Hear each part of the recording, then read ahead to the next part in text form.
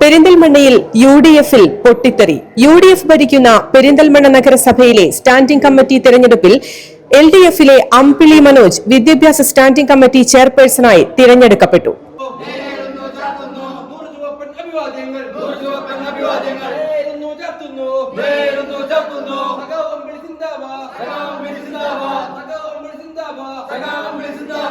Team UDF-ലെ പൊട്ടിത്തെറികളുടെ സൂചനയാണ് ഇത് നൽകുന്നത്. LDF പിന്തുണയോടെ സ്റ്റാൻഡിംഗ് കമ്മിറ്റിയിലേക്ക് മത്സരിച്ച UDF-ലെ പച്ചിരി സുബൈർ ടോസിംഗിലൂടെ പരാജയപ്പെട്ടു. ഇവിടെ കോൺഗ്രസിനെ സംബന്ധിച്ചൊരു നേതൃത്വമല്ല.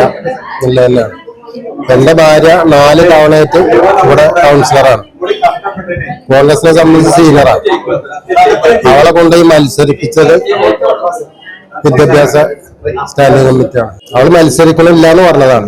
ആദ്യം പറഞ്ഞ ഇതാണ് അവള് മത്സരിക്കണില്ല എന്ന്. പിന്നെ വെറുതെ നറുക്കെടുപ്പിന് വരുന്ന ഇതിലാണ് അവളെ കൊണ്ടുപോയിട്ടുള്ളത്. കഴിഞ്ഞ തെരഞ്ഞെടുപ്പിന് 14-ാം വാർഡ് സ്കൂൾ പടി ഞാൻ മത്സരിക്കുമ്പോ CPM-ന്റെ കയ്യിൽ നിന്ന് കാശ് വാങ്ങിയിട്ട് അവിടെ സ്ഥാനാർത്ഥിനെ നിർബന്ധിച്ച് എനിക്കെതിരെ നിർത്താം. പ്രതിപക്ഷ നേതാവ് രമേശ് ചെന്നിത്തല അടക്കം ആ വാർഡിൽ വന്നു 14-ാം വാർഡിലൊന്ന് പ്രസംഗിക്കാം. എന്നിട്ട് കൈപ്പത്തി അവിടെ 4-ാം സ്ഥാനത്ത് എത്തി.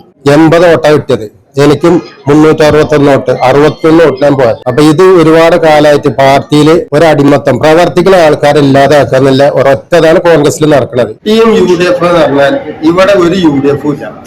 ഇവിടെ ഈ ഒരു കോൺഗ്രസ് നേതാവും ലീഗിന്റെ മറ്റൊരു നേതാവും ഈ രണ്ടാള് പറഞ്ഞതിനപ്പുറം ഇവിടെ ഒരു UDF ഇല്ല. UDF ഉണ്ടെങ്കിൽ നടക്കൂല. UDF എന്ന് പറഞ്ഞാൽ ചർച്ച ഒരു നേതൃത്വം. UDF എന്ന് പറഞ്ഞാൽ ചർച്ച ഒരു നേതൃത്വമല്ലോ. ആ നേതൃത്വം കൗൺസിലർമാരെ വിളിച്ച് ചർച്ച ചെയ്തിട്ടാണ് കാര്യങ്ങൾ നീക്കേണ്ടത്. ഈ 21 കൗൺസിലർമാരും ഒരു കാര്യവും അറിഞ്ഞിട്ടില്ല. ഇവര് ഒരു പേപ്പറായിട്ട് വരും, ഇതിൽ ഒപ്പിടാൻ പറയും. ഈ പാവപ്പെട്ടവർ അതിൽ ഒപ്പിടും. ഇതല്ലാതോടൊന്നും നടക്കുന്നില്ല. പ്രതിപക്ഷത്തായിരിക്കും അതിനായിട്ടില്ല, അതിന് തീരുമാനമായിട്ടില്ല.